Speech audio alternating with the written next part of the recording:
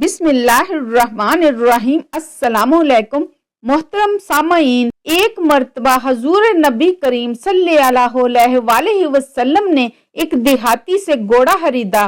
آپ صلی اللہ علیہ وسلم نے اس دیہاتی سے فرمایا، میرے پیچھے پیچھے چلے آؤ۔ یہ سودا دراصل راستے میں ہوا تھا۔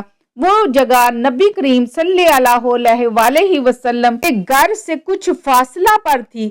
اس وقت قیمت آپ صلی اللہ علیہ وسلم کے پاس موجود نہ تھی، چنانچہ قیمت دینے کے لیے آپ اسے ساتھ لے چلے۔ آپ ذرا تیز تیز قدم اٹھا رہے تھے تاکہ جلد گھر پہنچ کر اسے رقم ادا کر دیں۔ دوسری طرف دیہاتی ذرا سست قدم اٹھا رہا تھا، اس لیے آپ اس سے کچھ آگے نکل گئے۔ اس دوران کچھ لوگ اس دیہاتی سے گھوڑے کا بھاؤ تاؤ کرنے لگ گئے۔ انہیں یہ بات تو معلوم نہیں تھی کہ نبی کریم صلی اللہ علیہ وسلم اس سے گھوڑا خرید چکے ہیں۔ کسی نے اس گھوڑے کی قیمت زیادہ لگا دی، اس لیے دیہاتی وہیں سے پکارا، آپ یہ گھوڑا خریدتے ہیں یا نہیں، ورنہ میں دوسرے کے ہاتھ بیچ دیتا ہوں۔ رسول اللہ صلی اللہ علیہ وسلم نے دیہاتی کی آواز سنی تو رک گئے، یہاں تک کہ دیہاتی آپ کے قریب آ گیا۔ آپ صلی اللہ علیہ وسلم نے اس سے فرمایا، تم تو گھوڑا میرے ہاتھ پہلے ہی فروخت کر چکے ہو۔ اس پر وہ مکر گیا، بولا، نہیں، میں نے گھوڑا آپ کے ہاتھ نہیں بیچا۔ آپ صلی اللہ علیہ وسلم نے فرمایا، تم نے گھوڑا میرے ہاتھ فروخت کیا ہے، میں نے یہ تم سے خریدا ہے۔ آپ صلی اللہ علیہ وسلم نے کئی بار یہ بات فرمائی۔ ایسے میں دیہاتی نے کہا، آپ اپنا گواہ لائیں جو یہ گواہی دے کہ میں نے یہ گھوڑا آپ کے ہاتھ فروخت کیا ہے۔ اس دوران وہاں کچھ لوگ جمع ہو گئے۔ انہوں نے دیہاتی کو بتایا، اے شخص، یہ اللہ کے رسول ہیں، جھوٹ نہیں بول سکتے، سچ یہی ہے، تو غلط بات کہہ رہا ہے۔ دیہاتی اب بھی نہ مانا۔ ایسے میں ایک صحابی وہاں آ گئے۔ انہوں نے ساری بات سن کر فوراً کہا، میں گواہی دیتا ہوں تو نے یہ گھوڑا ان کے ہاتھ بیچا ہے۔ اس پر نبی کریم صلی اللہ علیہ وسلم نے ان سے فرمایا، تم گواہی کیسے دے رہے ہو جبکہ تم اس وقت موجود نہیں تھے جب میں نے اس سے گھوڑا خریدا تھا؟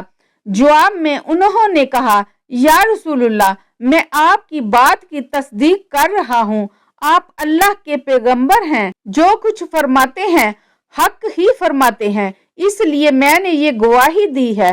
ناظرین، رسول اللہ صلی اللہ علیہ وسلم نے ان کا اخلاص دیکھ کر فرمایا، آج کے بعد خزائمہ جس کے حق میں یا خلاف گواہی دیں گے تو ان کی گواہی ہی کافی ہو جائے گی، کیونکہ ان کی گواہی دو آدمیوں کی گواہی کے برابر ہے۔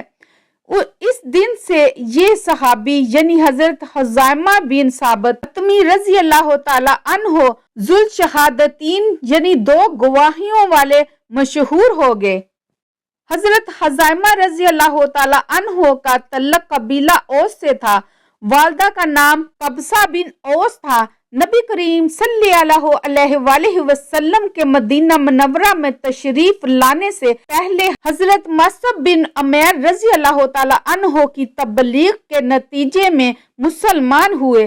اسلام لانے کے بعد انہوں نے بتوں سے شدید نفرت محسوس کی۔ انہوں نے ایک پرجوش ساتھی عمر بن عدی رضی اللہ تعالی عنہ کو ساتھ لیا اور بنو حتمی کے تمام بت توڑ ڈالے۔ نبی کریم صلی اللہ علیہ وسلم مدینہ منورہ تشریف لائے تو غزوات کا سلسلہ شروع ہوا۔ تقریباً سبھی غزوات میں حضرت خزائمہ بن ثابت رضی اللہ تعالی عنہ نے شرکت کی۔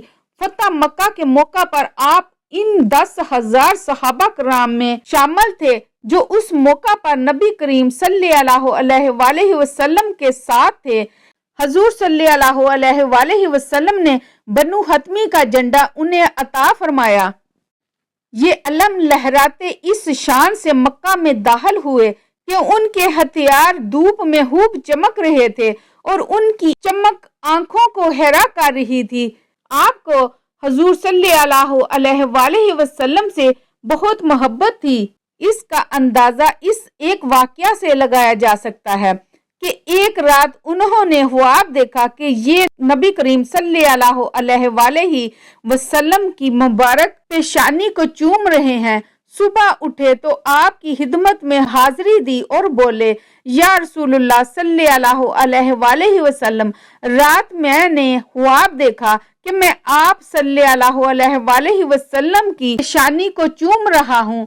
ان کا خواب سن کر رسول اللہ صلی اللہ علیہ وآلہ وسلم مسکرائے اور فرمایا، تم اپنا خواب پورا کر لو۔